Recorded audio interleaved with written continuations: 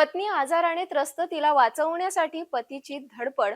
अशातच पतीने आपल्या जीवनसाथीला जिवंत ठेवण्यासाठी स्वतःची किडनी दान केली आहे. दोघांना साथ दिली शहरातील प्रख्यात किडनी तज्ञ डॉक्टर अविनाश चौधरी यांनी. आपल्या रुग्णालयातील डायलिसिस सेंटरमध्ये यशस्वी शस्त्रक्रिया राबवून महिलेला जीवनदान मिळाले. योगायोग म्हणजे शस्त्रक्रियेच्या दिवशीच वटपौर्णिमेचा दिवस असल्याने त्याच दिवशी किडनी ट्रान्सप्लांट शस्त्रक्रिया यशस्वी राबवली. हिंदू पंचांगातील ज्येष्ठ महिन्यात येणारी पौर्णिमा हा दिवस वटपौर्णिमा म्हणून साजरा केला जातो. या दिवशी स्त्रिया वटपौर्णिमा नावाचे व्रत करतात. या व्रतादरम्यान विवाहित स्त्रिया आपल्या पतीला उत्तम आरोग्य लाभेल, दीर्घ आयुष्य प्राप्त व्हावे म्हणून वडाच्या झाडाखाली पूजा करतात. वडाच्या झाडाला प्रदक्षिणा घालतात. मात्र याच दिवशी एका पतीने आपल्या पत्नीला वाचवण्यासाठी किडनीची दान करून पत्नीचे प्राण वाचवल्याची सुखद घटना समोर येत आहे.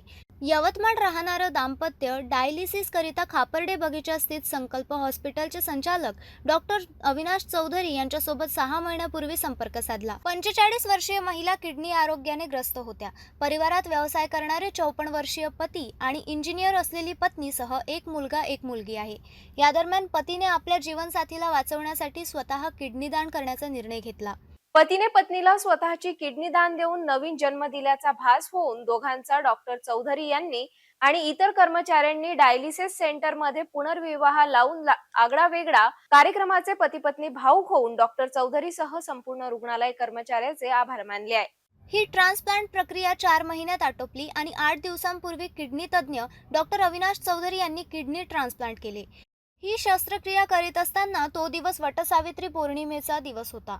याच दिवशी डॉक्टर चौधरी आणि त्यांच्या संपूर्ण टीमने यशस्वी किडनी ट्रान्सफर शस्त्रक्रिया पार पाडली.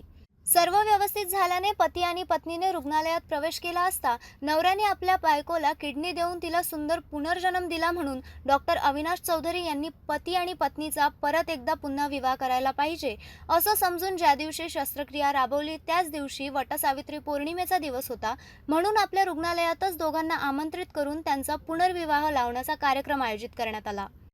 यावेळेस पती आणि पत्नीने एकमेकांच्या गळ्यात हार टाकून पत्नीने पतीचा आशीर्वाद घेतला. या दरम्यान दोघांच्या चेहऱ्यावर एक वेगळाच आनंद दिसून आला. यावेळी पती आणि पत्नी भावूक होऊन डॉक्टर अविनाश चौधरी यांच्यासह कर्मचाऱ्यांचे आभार मानले. आता वळूया पुढील बातमीकडे.